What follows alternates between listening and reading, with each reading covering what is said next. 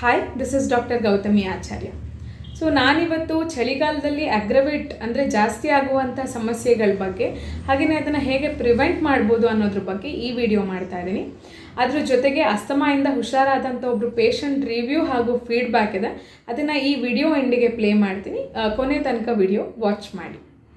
So ಮೊದಲನೇದಾಗಿ ಚಳಿಗಾಲ winter ಶುರುವಾಯಿತು ಅಂದಿದ್ದ ಕೂಡಲೇ ಚರ್ಮದ ಸಮಸ್ಯೆ ಇರುವಂಥ ಪೇಷಂಟಿಗೆ ಹಾಗೂ ಅಸ್ತಮಾ ಅಥವಾ ಅಲರ್ಜಿ ಇರುವಂಥ ಪೇಷಂಟಿಗೆ it is a difficult time. ಯಾಕಂತ ಹೇಳಿದರೆ ಸ್ಕಿನ್ನಲ್ಲಿ ಮಾಯಿಶ್ಚರೈಸ್ ಕಡಿಮೆ ಆಗೋದ್ರಿಂದ, ಸೀಬಮ್ ಅನ್ನುವಂಥ ಅಂಶ ನ್ಯಾಚುರಲ್ ಮಾಯಿಶ್ಚರೈಸರ್ ಕಡಿಮೆ ಆಗೋದ್ರಿಂದ ಡ್ರೈ ಆಗುತ್ತೆ, ಹಾಗೆಯೇ ಚರ್ಮದ ಸಮಸ್ಯೆಗಳು ಕಾಣಿಸ್ಕೊಳ್ಳೋಕೆ ಶುರುವಾಗುತ್ತೆ. ಹಾಗೆಯೇ ಸೋರಿಯಾಸಿಸ್ ಅಥವಾ ಅರ್ಟಿಕೇರಿಯಾ, ರ್ಯಾಷಸ್ ಅಂತ ಹೇಳಿ ಕರಿತೀವಿ, ಹೈವ್ಸ್ ಅಂತ ಕೂಡ ಕರಿತೀವಿ.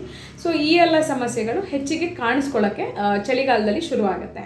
ಹಾಗೆಯೇ ಅಸ್ತಮಾ ಇರೋ ಪೇಷಂಟ್ಸ್ಗೂ ಕೂಡ ಚಳಿಗಾಲ ಬಹಳ ಹೆದರಿಕೆ ಆಗುತ್ತೆ. ಯಾಕಂತ ಹೇಳಿದ್ರೆ ಟ್ರಿಗರ್ ಆಗುತ್ತೆ, ಅಸ್ತಮಾ ಸಿಂಪ್ಟಮ್ಸು ತುಂಬ ಪೀಕಿಗೆ ಕೂಡ ಹೋಗುತ್ತೆ. ಹಾಗೆಯೇ ನೇಸಲ್ ಅಲರ್ಜೀಸ್, ರೈನೈಟಿಸ್, ಸೈನಸೈಟಿಸ್ ಅಂತ ಕರಿತೀವಿ, ಮೂಗಿನ ಅಲರ್ಜಿಗಳು, ಸೀನೋದು, ಕೆಮ್ಮೋದು, ಪದೇ ಪದೇ ನೆಗಡಿ ಆಗೋದು, ನೋಸ್ ಬ್ಲಾಕೇಜ್ ಆಗೋದು. ಸೊ ಈ ಎಲ್ಲ ಸಮಸ್ಯೆಗಳು ಕೂಡ ಚಳಿಗಾಲದಲ್ಲಿ ನಮಗೆ ಹೆಚ್ಚಿಗೆ ಕಾಣಿಸುತ್ತೆ.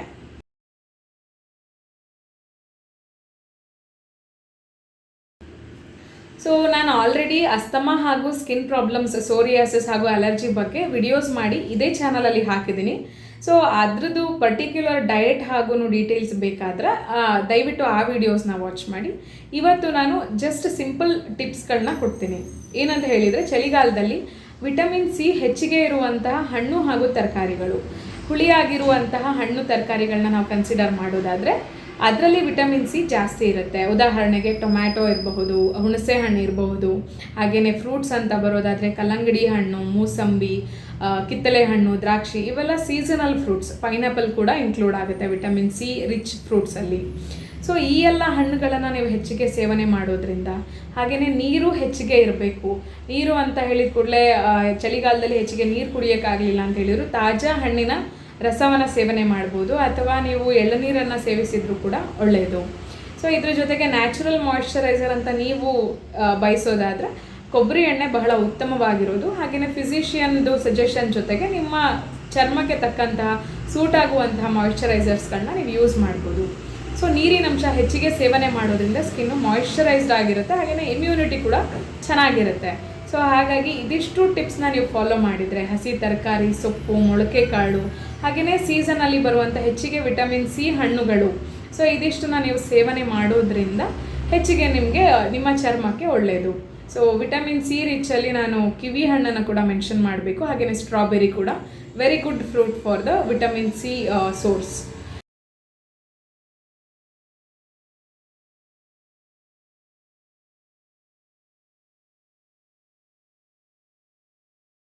ಸೊ ಇದಿಷ್ಟನ್ನು ನೀವು ಚೆನ್ನಾಗಿ ತೊಗೊಂಡ್ರೆ ನಿಮ್ಮ ತ್ವಚೆ ಅಂದರೆ ಸ್ಕಿನ್ ಕೂಡ ಚೆನ್ನಾಗಿರುತ್ತೆ, ಹಾಗೆಯೇ ಅಲರ್ಜಿ ಸಮಸ್ಯೆಗಳು ಕೂಡ ಕಂಟ್ರೋಲ್ ಆಗುತ್ತೆ.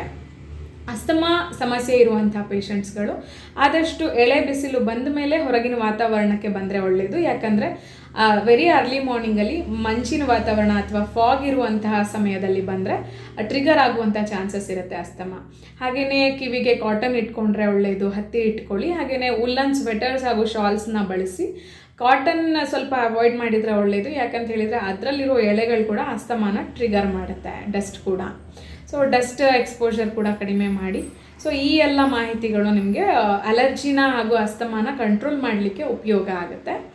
ಸೊ ಇದಿಷ್ಟರ ಜೊತೆಗೆ ನಾನು ಆವಾಗಲೇ ಹೇಳಿದೆ, ಒಂದು ವಿಡಿಯೋ ಇದೆ ಅಸ್ತಮಾಯಿಂದ ಕ್ಯೂರ್ ಆಗಿರೋ ಪೇಷಂಟ್ಸ್ದು ಅಂತ ಹೇಳಿ.